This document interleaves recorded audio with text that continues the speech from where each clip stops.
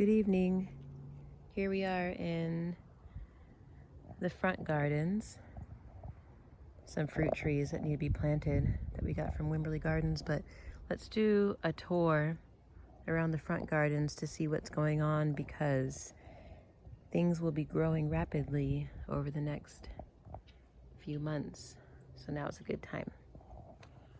So down here along the fence are some fava beans, and I planted these before that freeze and snow that we had, and you can see they're flowering. I think the flower is awfully pretty.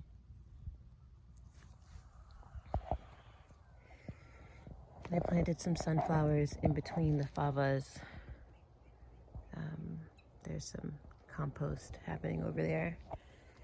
And all along the trellises, here on the ground, up there, I've decided to start trying to grow some things so that they can climb up this way on the vertical garden.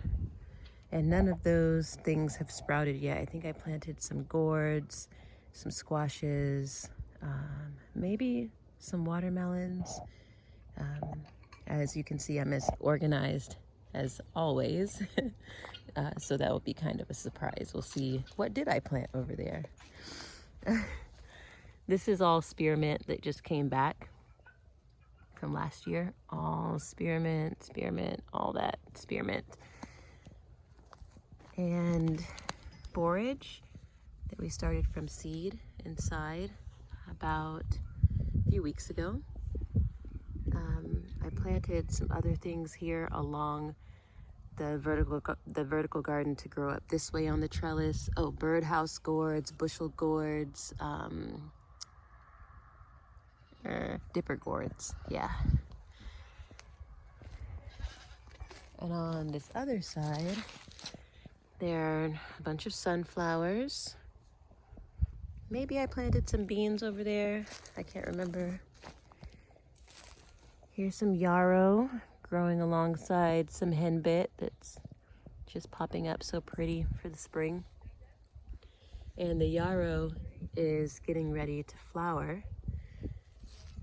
There's some fennel, comfrey. This is a little experiment trying to see, a friend of ours was telling us about fertilizing with a bucket that had holes, and I was like, oh, I have some buckets like that. So I threw some of our compost in there just to, add some additional nutrients to the soil when we water into those buckets.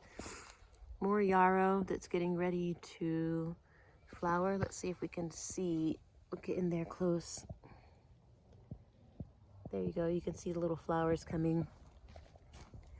And you can see how the yarrow is starting to stand up tall. That's how you know it's about to flower. This is the second flowering season for this stand of yarrow, so it's doing really well. Over here in this bed, sunflowers, straw flowers, sunflowers, and some leftover lettuce and celery from the winter gardens. Sunflowers, as you can see, I'm trying harder with my sunflowers this year. I really loved having sunflowers around last year, so I planted more, and I also planted a bunch from last year's flowers that I just saved the seeds from.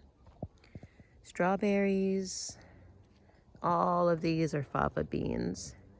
And I wasn't sure if the favas were going to get a chance to produce any beans, but I think they might. I planted them a little late in the winter, and so I think that they will have an opportunity to give some beans. So this is maybe a cucumber or a zucchini or a cantaloupe. I don't know. We'll see. And I don't remember planting that, so it could have just been, this is where we had our cantaloupes last year, so maybe it's one just, I don't know, coming back or volunteering itself. I don't really know how those cantaloupes work.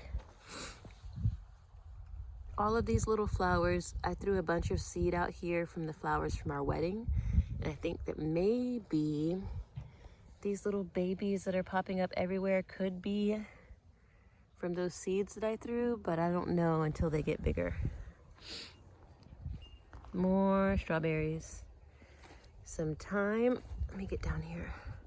Thyme, poppies, dill. I plant the dill for the swallowtail butterflies mainly, but we do use some for salmon and other mainly fish dishes.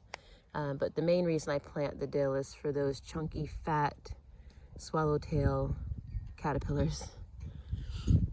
Nothing really over there yet.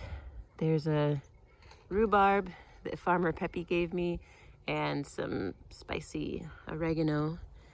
Here's a gourd that I like the stage that it's in right now because the leaves are popping up and it's kind of pushing its seed off. See, the seed is pushing off.